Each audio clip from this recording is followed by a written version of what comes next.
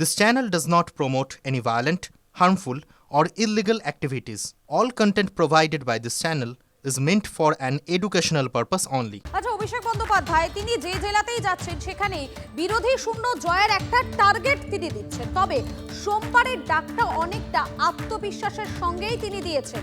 এত পড়ে পাওয়া 14 আনা নয়, সুপ্রিম কোর্টে এসআইআর এর বিরুদ্ধে মামলা করে জয় ছিনিয়ে এনেছে Trinamool Congress.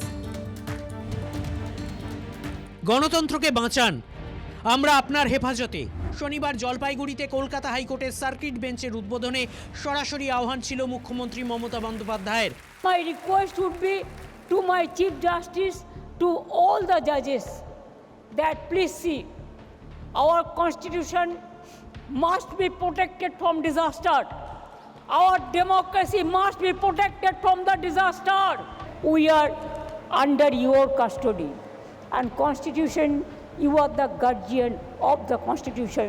You are nobody super than you. আহ্বান ছিল দেশের প্রধান বিচারপতির প্রতি। ঠিক দুদিনের মাথায় সুপ্রিম কোর্টেই আইনি যুদ্ধে জয় হলো তৃণমূল কংগ্রেসের। সোশ্যাল মিডিয়ায় সুপ্রিম কোর্টের রায়কে স্বাগত জানালেন অভিষেক বন্দ্যোপাধ্যায়।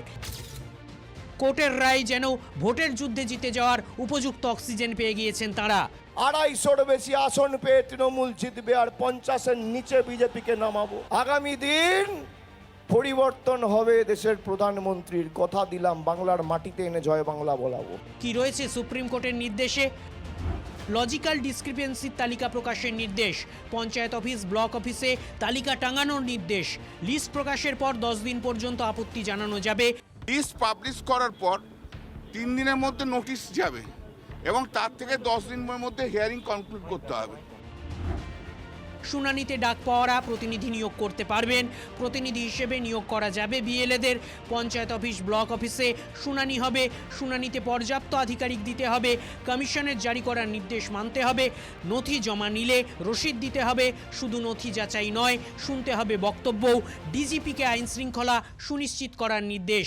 যে কোনো ইলেক্টেড যার নাম রয়েছে হিয়ারিংয়ে ডাকবে, he can take the assistance of anyone. Logical discrepancy list বের করবে। আজকে সুপ্রিম কোর্ট যা করেছে তাকে বলে কমিশনের গালে গালে সুপ্রিম কোর্ট দিয়েছে তালে তালে। এর থেকেও একটু শিক্ষা নেওয়া উচিত এদের। বিজেপির কথায়, বিজেপির রাজনৈতিক স্বার্থ চরিতার্থ করতেই দলদাস ইলেকশন কমিশন। খেলা তো হবে এপ্রিলে, দেখা যাবে কে খেলবে। 58 লক্ষ বাদ গেছে, তো হিয়ারিং তো এখনো শেষ হয়নি। শুনানির ঘরে বিএলএদের অবস্থান কি? এসআইআর প্রক্রিয়ার আবহাওয়াটা বদলে দিতে পারে? কৌতূহলী রাজনৈতিক মহল।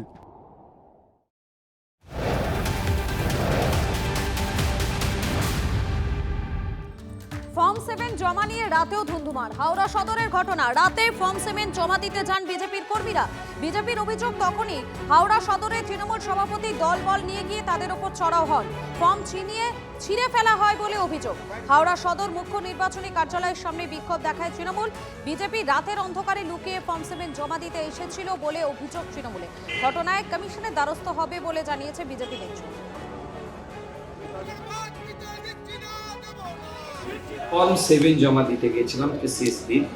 এতদিন ধরে, লাস্ট 1 সপ্তাহ ধরে ইয়ারো সাহেব যিনি আছেন 170 উত্তর হাওড়া বিধানসভা, তিনি হিয়ারিং এ ব্যস্ত। ওনাকে আমরা 5টার আগে কোনোদিন পাই। স্বাভাবিক আছে, আমাদের কাছে অনেকগুলো ফর্ম ছিল, আমরা সেই ফর্মটা দিচ্ছিলাম।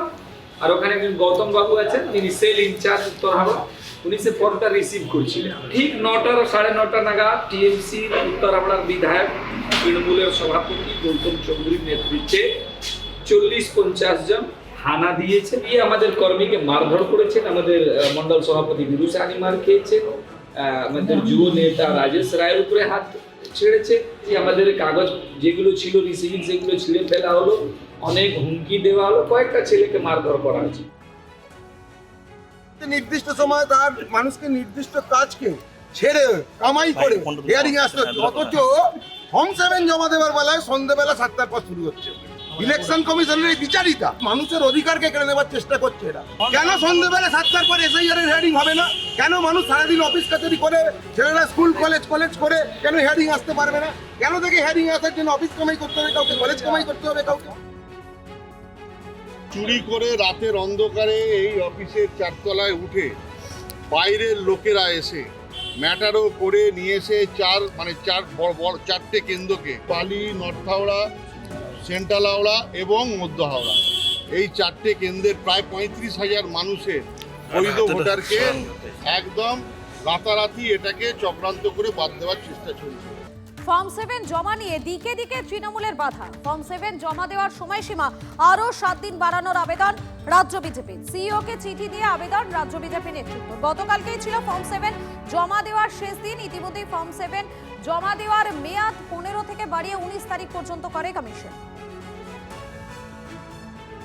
যখন জমা দিতে যাচ্ছে তখন কোনোভাবে তৃণমূলের যারা গুন্ডাবাহিনী তারা খবর পেয়ে যাচ্ছে। এটা একটা অদ্ভুত ব্যাপার, এবং তারা সেখানে এসে আমাদের কার্যকর্তাদের ঘেরাও করছে, তাদেরকে শারীরিক অত্যাচার করছে এবং ফর্ম 7গুলো পুড়িয়ে দেওয়া হচ্ছে।